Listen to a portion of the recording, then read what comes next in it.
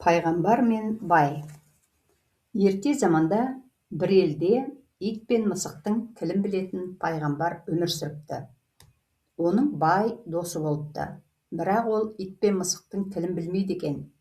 Бір күні пайғамбарға: "Пайғамбар досым, сен ит пен мысықтың тілін білесің ғой, маған да үйретсейші" деп өтініпті. Сонда пайғамбар: "Сен ренжіме, мен олардың тілін үйретсем, өзіңе жаман болады" деп жауап беріпті. Бірақ бай өтініп қоймаған соң, пайғамбар оған үйретеді. Бір күні киіз үйдің ішінде бай отбасымен ет жеп отырады. Есік алдында ит жатады. Үйдегілер мысыққа қайта-қайта тамақ береді. Сонда иттің жыны келіп: "Қап бәлем, тұра тұр, тойып тамағыңды жеп ал, бір күндері қолыма түсерсің" деп мысыққа қарап ырылдап қояды.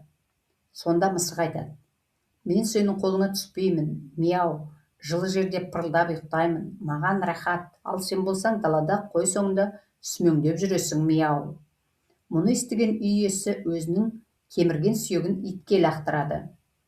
Мысық байдың бұл ісіне мәз болып: "Саған сол сүйек саяқта жарайды, мияу" деп итті мазақ етеді. "Сенің түк пайдаң жоқ, жата бересің, ал мен болсам далада қой күзетемін, қап қолыма түсерсің" деп ит одан сайын ызаланады. Келесі күні мысық киіз үйдің шаңырағында секеңдеп жүріп, иттің қолына қалай түскенін білмей қалады. "Қолыма түстің бе? Сені осы жерде өлтірейін енді" дейді ит. "Итеке, ашуланбаңыз, мен бірдеңе ойлап таптым. Ертең осы үйдің бір аты өледі. Сол аттың өлексесіне екеуміз әбден тоямыз. Ал мені қазір қоя беріңіз" деп мысық жалына бастайды. Бұлардың сөздерін естіген бай атын базарға апарып сатып жібереді. Мысық тағы бір күні далада секеңдеп ойнап жүріп, иттің қолына түседі. Ит: "Сен мені өткен жолы алдап кеттің" деп мысықты қылғындыра бастайды. "Ағатай, мені босатыңызшы, ертең байдың атан түйесі өледі, екеуміз де етке қарық боламыз" деп мысық тағы да жалыныпты.